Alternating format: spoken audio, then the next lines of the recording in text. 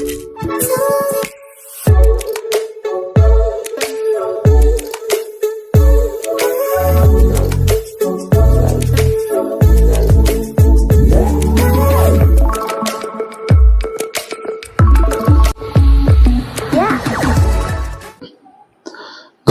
आपण समस्त को आम चैनल केडीयू स्वागत। तेबे शिक्षयित्री जनक पाठु थरे बाहरी गला 40-50 हजार टंका आमको अंटनी बोली रोस्टर माने ट्रोल करे, किंतु एमएलए एमपी ओडिशा गरीब राष्ट्र भाव में सारा भारत वर्ष रे सबुठ अधिक दरमा पाइबे से कथा कहले नहीं। एवं आउ गोटे जिनस ट्रेंड धरुची जे पाचिका माननकु शिक्षक माने फोर्स करचंदी माछ तरकारी करि देवा पई, चिकेन तरकारी कर देवाई, अंडा झोल देवाई, नाली आखि देखा। एटा मु कहूनी पाचक पाचिका माने गाँव स्त्री लोक बहुत सरल बहुत निरीह कहू कहू से पाटे गोटे फ्लोर बाहरी जाइए, तो ताकू ट्रोल करबा ताकू आपणकर प्रोत्साहन देबा आज की मते लगुच एटा गोटे जिनस प्रमाणित करुची जे आग काल जो समय गुरु मान प्रति शिक्षक मान प्रति जो भल पाइबा थिला, जो सम्मान थिला पिलांकर नुहे पिलांकर अभिभावक मानकर आज से जिनस पिलांकर तो नाही नाही अभिभावक नाही समाज रे भी नाही। अर्थात आपणकर शिक्षार मान शिक्षकर मान ह्रास पाई एवं शिक्षादान गोटे प्रोफेशन ने सीमित रही जाइए, एटा आउ से गुरु पदमर्यादा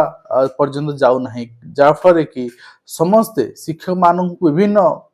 आळ देकी आपणकर ट्रोल करने आपण पछौ नाहंती। बर्तमान आपको देखै देबी जो पाचिका माने जो जिनस कहिसंती देखला परे तार वास्तविक डेप्थ को जीवा एंड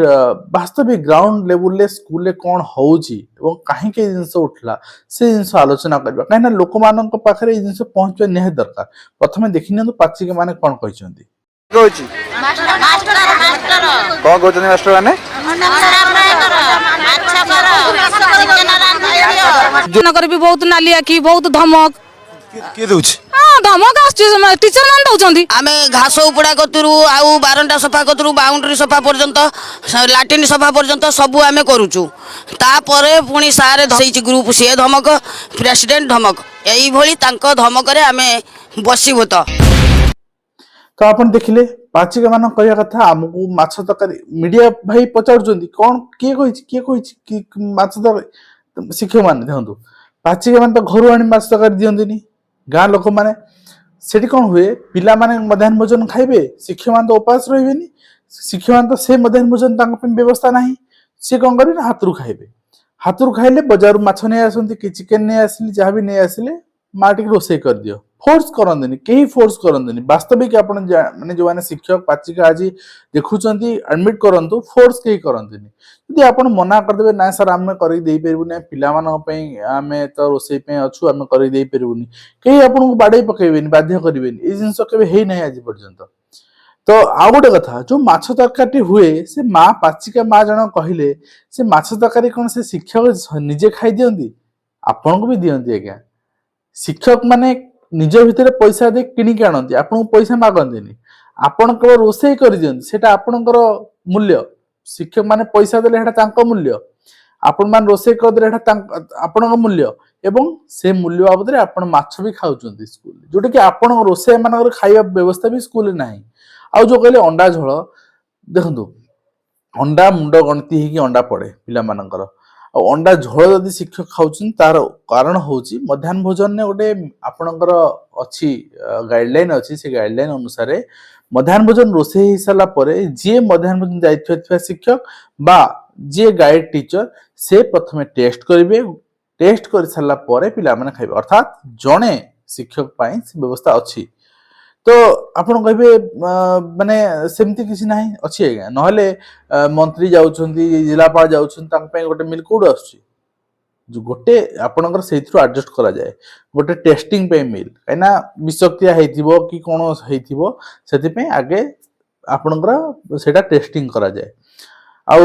ବହୁତ ଜାଗାରେ ଦେଖାଯାଏ ଯେ ଶିକ୍ଷକ ମାନେ ବି ନିଜ ହାତରୁ ପଇସା ଦିଅନ୍ତୁ ଘରୁ ଯଦି କରିକି ରୋଷେଇ କରିକି ଆଣିବେ ଟିଫିନରେ ନେଇକି ଆସିବେ ସ୍କୁଲରେ ଚିକେନ ଖାଇପାରିବେନି ସ୍କୁଲରେ ମଟନ ଖାଇପାରିବେନି